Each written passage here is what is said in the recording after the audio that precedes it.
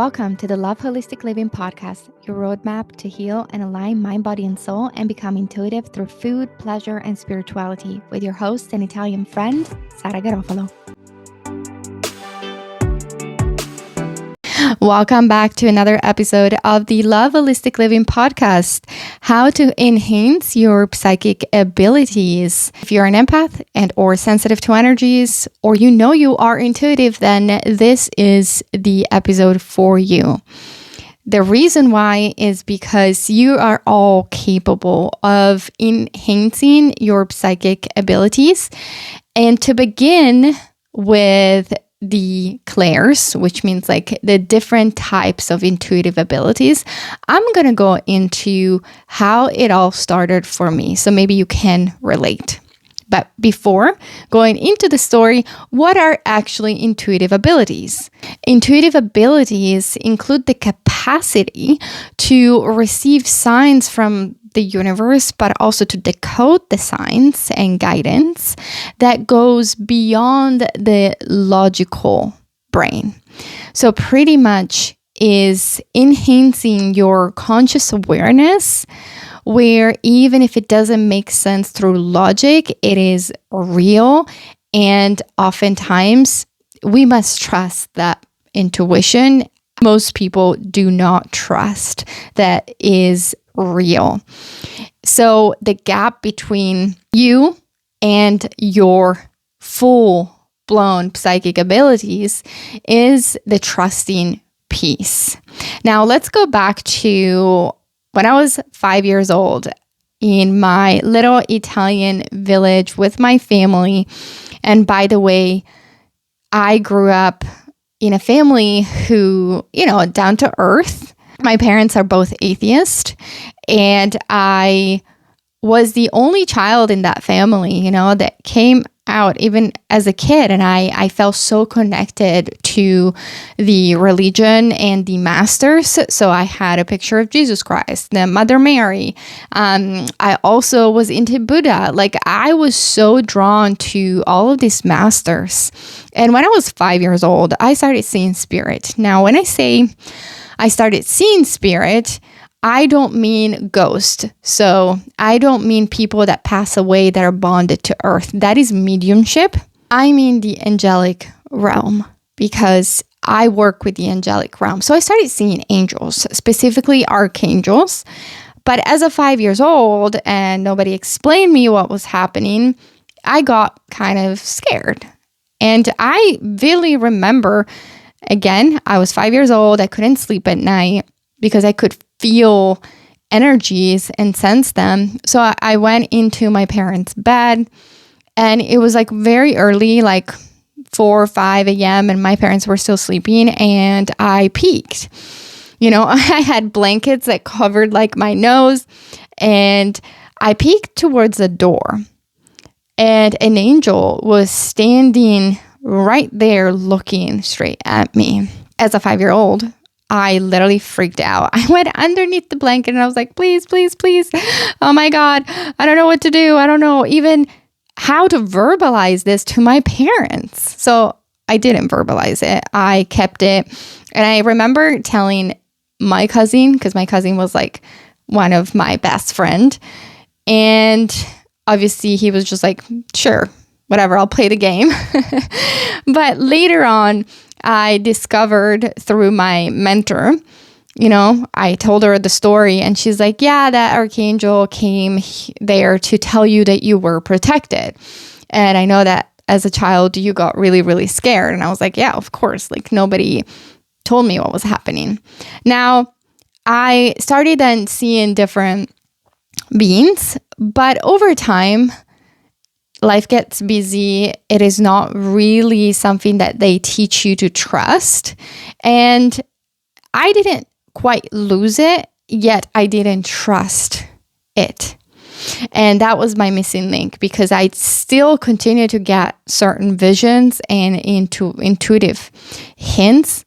They were there, but there were times where I had less resistance from my mind.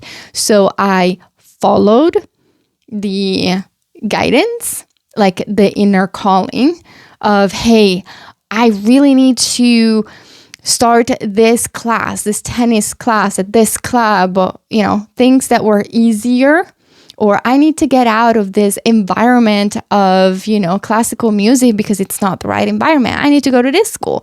Like that was easy because there was less resistance. But in terms of receiving guidance of, hey, you shouldn't be friends with that person, it's really hard for teenagers and young kids to really trust that if they're not being taught, because all you want is to be accepted. So even if you find like a narcissistic friend, you don't want to walk away because maybe they're the cool ones. So all of that. But that is the background. Then what happened was that when I started my journey, which was guided by spirit. So when I was about 16 to 17 years old, I got the vision that I needed to start traveling the world when I was out of high school. So I started planning all of that the last year of high school. I started working, I started saving money, and I felt it so clearly. It was like, you need to go. First, they said Tennessee. So I was like, well, let's go to America. Let's go. And everybody's like, why did you go to Tennessee? And then I went to Arkansas and Mississippi. I was volunteering in organic farms. And I was like, I don't know. I had this vision that I was in an organic farm with an awesome family in Tennessee, that I was also riding a horse, and all of that came true. Now, another calling, another knowing, then I was like, well, what to do next? Because after 3 months back in the days, like the visa expires. So I was like, well, I'm going to go home. What's next? And I felt the calling to go to Australia. So they said Australia, and I was like, sure, why not? It's easier to get a 1-year visa, and I feel it so strongly that I want to go there. Guess what? I found a first babysitting job as soon as I landed, but then my spiritual path began really strongly. So Australia for me held a beautiful, beautiful memories of enhancing my psychic abilities, my intuition, starting rebuilding my trust, but also that inner child work that I started doing. I also met another mentor. So wherever I was going in Australia was super, super dictated by synchronicity, by the love of the universe. I was also very open. So I want you to understand that I was receiving so much guidance because I really didn't try to control that journey. I was like, what's next? I really want to go here. And over there, I found a book of a psychic. And that psychic, when she saw me, in a little village of Woodstock, I think, in Australia, and she was like, oh my God, I was waiting for you. And she was teaching meditation. She was like this 70-year-old powerful psychic lady. And she welcomed me and she's like, I've been waiting for you.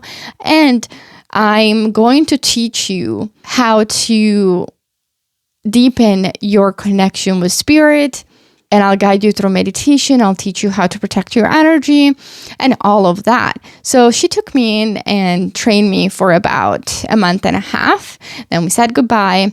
And then I found another master that taught me something else. So it was very much such a synchronicity, journey. And then I started really in spirit. Okay. So I want you to understand that we all have that. Sometimes when we are so busy, our mind is so busy by the day-to-day tasks, then that can block your intuition.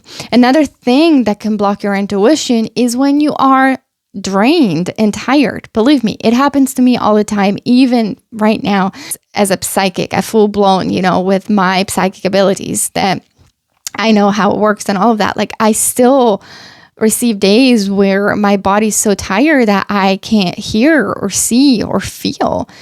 And that is the moment that I prioritize rest, because obviously I can't help people and I can't help myself if I don't receive guidance. So I'm like, okay, well, it's just a day. So it happens to all of you. So I want you to understand that if you either live a busy lifestyle, completely busy, you wake up and you don't stop until nighttime and there's busyness, you won't be able to enhance your psychic abilities. And 2, if you are sick, the seasonal flu and all of that, COVID, whatever you're going through, and or you're fully drained, like you need to rest, well, you're not going to receive intuitive guidance because it takes a little bit of energy to run the energy of spirit through you. It does. And now that I move energy also as a healer, when I do clear the energy blocks, I get so hungry after sessions. It's like a full-blown workout for me because moving energy and channeling spirit requires energy. Okay? So remember, 2 steps: rest, nourish yourself, and take the time to find stillness. You cannot get in touch with your inner compass unless you find stillness. Another thing that empaths have a hard time to accomplish, and they don't believe in until they really try it, until they try this for like 10 days, 21 days. You not only need to find stillness, but you need time for your own energy, to be with your own energy, to feel your own energy. So empaths absorb other people's energy. And if you live with other people, if you work in a busy environment, you're constantly interacting with other people's energy. Then you go home, you're so exhausted, and sometimes you don't want to do your self-care routine of cleansing and clearing and meditating because you're exhausted. Maybe you come home and you have a family to take care of. So it's really hard. I just want you to understand one thing though before you continue to listen to this episode. Excuses are excuses. As a single parent myself and an entrepreneur, as a healer, I run a full-blown successful business and I parent my kids here in America, and I have zero support in terms of family members here. I still find the time to connect with me. Now, it might not look perfect every day because it's really hard when, I have to take them to school and we have this morning routine where I have to get them out the door, and days where I'm by myself. And so I start my morning very calmly. So I want you to understand though that I have committed fully to the gifts, to my intuition, to my spirit guides. And that is something that I do every single day, whether there is a lot of things to do, people to see, and my kids, or whether it's a chill day. That is a commitment. So please do not go into your excuses of, oh my God, I have a family and I'm working all day. And then I get exhausted. I'm like, well, are you committing or not? Because you can find the time. You can either communicate to your spouse or partner that you need 10, 20 minutes a day, either before you all get out of the door or after you come home. 20 minutes is not that much. You can start right now, 20 minutes a day. Now let's get into the clairs, into the gifts. Once again, your intuitive abilities refer to the capacity to access and process information beyond logical reasoning or conscious awareness. Now, these abilities often feel like a knowing, a gut feeling, an insight that arise without a deliberate thought. Okay, so these arise without you trying to control it. So the best way to access your intuition, and I want to hear in the comments right now if this has ever happened to you, is maybe you're washing dishes, maybe you're doing the laundry, maybe you're running, maybe you are in a space, well, I call it the meditation in actions, where you are doing something, cleaning the bathroom, I don't know, making the bed, and boom, there is a thought that hits you. There is a name that comes into your head, pops into your head, and then maybe later on that person calls you, right? And you're like, oh my God, I felt like my sister. I felt my sister and she called me and she told me that this happened. Let me know in the comments if this has ever happened to you. It's really important to understand because we all receive intuitive guidance. It's up to you to receive it and acknowledge it. Like to say, oh my God, I trust that this is an intuitive guidance and that I'm not just making it up. Okay, but let's look at the clairs. Let's look at the type of intuitive abilities. So the first one is claircognizance. It's a clear knowing. So it's one of the most common that people have, which is a sudden understanding or insight that feels undeniable, even without the supportive evidence. For example, you have a knowing that you have to go to a certain location. Like, have you ever received that knowing of like, I need to go to Sedona, like I need to go to Italy, I need to go to New York City? I don't know. There is that inner knowing. Like I was sharing in my story, there was an inner knowing. I have to go to Tennessee. I have to go to Australia. I have to go to New Zealand. And I don't know why, but there was that knowing of like, this is happening. Okay. This is the dress. It's a knowing. The second one is clairsentience, which is a clear feeling an emotion, a physical sensation, or an energy of people, places, and or situations. This is the second most common one that people have, especially as empath. We feel that that person is sad even though they're smiling. We feel they're mad even if they're talking. We feel that there's something wrong. We feel that there's something good and exciting happening. We feel it coming. So never ever underestimate that powerful feeling. And you must obviously start discerning between your intuition, your fear, and your trauma. The other one is clairvoyance, which is the ability to see, receive vision, symbols, videos, images. That is what I was sharing. That is my primarily gift.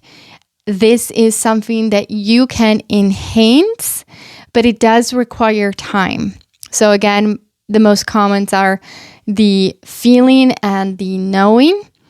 You may or may not at some point develop the clairvoyance, but it is up to you how much effort and commitment you give to your intuitive abilities. Because how my mentor explained it to me when I was starting to train as a psychic is your new boss is spirit.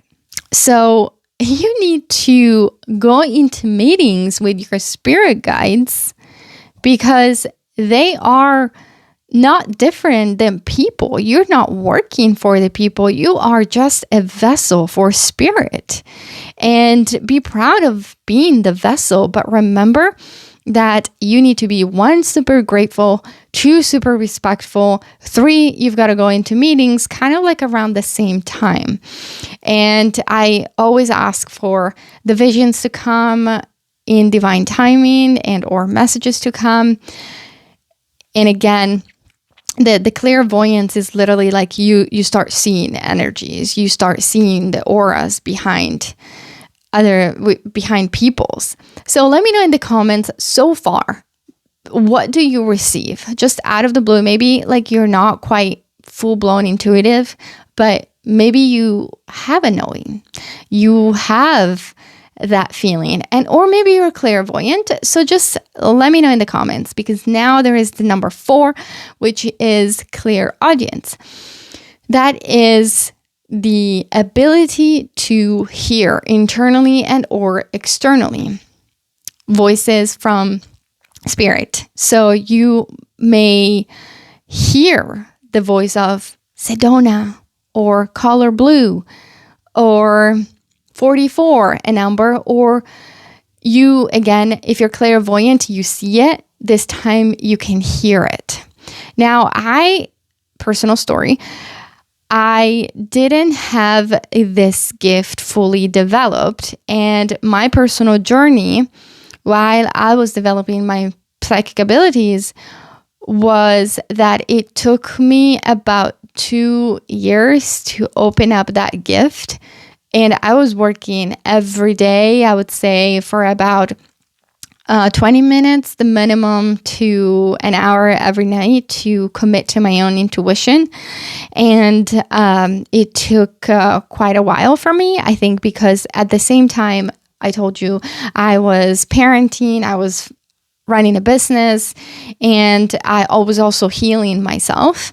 So I was trying to do a lot of things at once, and it all worked. But I think that didn't speed up the process in the development. Like that came 2 years later, and I'm so grateful. I was using my clairvoyancy, most of the time, but it did happen. So I just want you to understand. I had a friend that she could hear better, but after 2 years of training, she started having visions. So you can all develop the psychic abilities. Again, it's just how much time do you spend on it? Now, last is clairaudience, clear smelling, and or clairgustance, clear tasting. Now, this is about experiencing smells and tastes that aren't physically present, but they carry specific messages and or associations. Now, I don't think that I quite trained in this last one, even though it may come natural. I would say that this is more of a mediumship gift. My mentor is so good at being like a medium. She's a full-blown, amazing medium on stage all the time. And she uses that gift a lot because that comes usually from people that have passed. They will communicate to you like that. So that's more into the mediumship, but that doesn't mean that you can't receive that. The most important thing about intuitive abilities is you shouldn't getting scared of opening up your intuitive abilities. A lot of the time people are so scared. They are scared that it's going to take over. They're scared to actually know, because once you receive guidance and you open up that channel, well, if it's not meant for you, they're going to let you know. So a lot of the times when we have that resistance of, and I've had it myself, of like, hey, I want this love to be the one. And then behind it, my intuition is like, they're full-blown narcissists, but I want for those and that person to be the one. Then we're constantly increasing the resistance, and your spirit guides are going to be like, well, they're not listening. She's not listening. So they are going to start like pulling back. And that's when you may be experiencing this, I am not intuitive, because they've tried, and then you're not listening. And you just increase the walls in your third eye.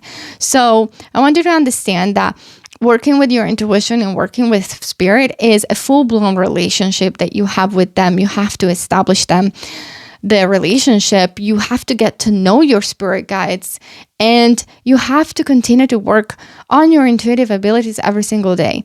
Even though I have full capacity and abilities of receiving visions and feelings and words, all of that, I still train every single day. Now, I do it in a different way right now. So for example, let's just say that I'm taking the train and I'm like, is the train going to like show up late or come early? And I constantly check myself. And then the most important thing is you receive the evidence that that is true. So for example, hey, let's just say that I believe that that person is a narcissist, and either I tell my friend or not, or I keep it for myself. And I'm like, wait, before I even say it, I want to see if that's true. Now, let's say that a month passes by, a year passes by, and then you get the evidence that they're narcissistic. Then you write that down and you're like, oh, okay, how did that happen? How did I pick up on the fact that they were narcissistic? Now, sometimes with narcissistic people, for example, I speak for myself, I receive that gut feeling of someone is twisting my whole stomach. It's the abuse. It's like something comes into the stomach, they're literally twisting or punching me. Maybe you see a black aura. So then I see also a black aura behind them. Okay. Maybe you see a mask. Maybe you have this knowing that they are. Now, you have to go and trace it back. So once you get the evidence, you're like, wait, how did that come through? Did I receive a knowing, Was it a feeling? Did I receive a word? Maybe a vision? How did I know? And that is the best way you can start training your intuition every single day. Now, to wrap it up and summarize these steps for you to enhance your intuition is number 1, stillness. Stillness of the mind is also feminine energy, because when you are in stillness, you get to receive the guidance. Number 2, make sure that you meet with your spirit team, that you establish this relationship with them, and you treat them with the kindness and respect, and you're always humble to spirit of like, thank you for the visions, thank you for the messages, or please spirit, send me a sign. Please angel, send me this number, send me the butterfly, send me, a bee to tell me that I'm on the right path. Okay, so ask and you shall receive, but you need to stay open. Number 3, making sure that once you receive the guidance, you don't disregard or discard the guidance. Okay, making sure that if you start seeing a bee, you don't say, oh, that bee just crosses by. That's not spirit. Because then again, you're going to piss them off. They don't like that. And they're not going to send it to you. I once had a client that hired me just for intuition training purposes. And he was so emotionally intelligent. He was successful. He had read all the books about intuition and meditation. He was meditating 2 hours a day, doing all the right things, yet he wasn't intuitive. And every time we worked on the intuition, and I was like, well, you're asking for a sign. Here it is. And then he used to come back with stories of like, hey, I saw this. But then he kept disregarding it and be like, well, that was just the wind. And I was like, you are not being open. Like, you think that you ask for a sign and suddenly there is this blazer of wind, or maybe a thunder, or, that is just going to show up right next to you, or a bird that is going to show up next to you. Like, maybe you can get, a bird, but oftentimes, sometimes it's subtle. And you need to trust that that is still a sign, and we couldn't get past that point. And he was just like, because he was skeptical and he really believed in science, we just had that final talk of like, spirit wants you to be humble. Okay. You're increasing the resistance. So make sure that you honor the messages. Okay.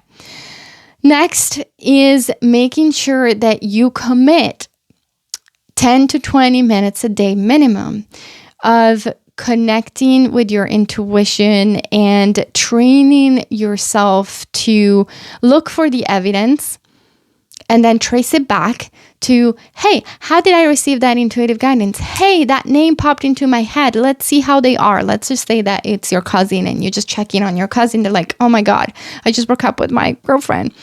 Something like that. So making sure that, what if you start 7 days of, hey, I'm just following my intuition. I'm just going to say yes to the messages that I'm receiving, and also say no when they say no. And try the 7 days and you're like, well, what's the worst that can happen? Because the more you start building that relationship, the more you start becoming intuitive and you live in this alignment. Now you have to get prepared though to say no when spirit says no. And that could be the hardest part in this journey, because sometimes I'm on calls with people that are presenting me with different opportunities, different maybe investment, different retreats locations. And they're like, hey, come and join this, come over here, try this product. And the hardest part is when spirit says no, I have to say no. Like, I live by that rule. And when spirit says yes, and I get that full-blown chill in my body, then I'm like, of course, let's do it. And I don't know why. Sometimes I'm like, my full body just said yes. And it doesn't make freaking sense. But I promise you that if you start following that yes and no, later on, you will look back and be like, oh, that's why it happened. And I trusted it and it had to happen, whether that was bad or good or, neutral. because of this, that it's happening 2 years down the road or 4 years down the road. You don't know it yet because you don't have the full-blown picture of your life, but I promise if you start living according to your intuition, you'll never get disappointed. And last but not least, remember, again, to continue to build that trust and the evidence that what you're seeing, feeling, hearing, or having the knowing is true. So the last step for you is to continue to trust and maybe rebuilding that trusting piece with your intuition. Because again, that is the life of alignment. It will not make sense when you follow your intuition, and yet you just need to be like, they said to jump, let's jump. And magically, it will be awesome. It will be maybe the fairy tale that you're waiting for. But if you keep resisting and you're like, no, it has to come this way, and spirit is like, go over here, get out and get to this bar, or get to this place, or go to this dinner, or go on this app, then no, it won't happen for you. So I hope that this was helpful. Let me know in the comments, which one do you think you already have in terms of psychic abilities in the comments down below, and which one are you ready to enhance? And thank you, and I'll see you in the next episode.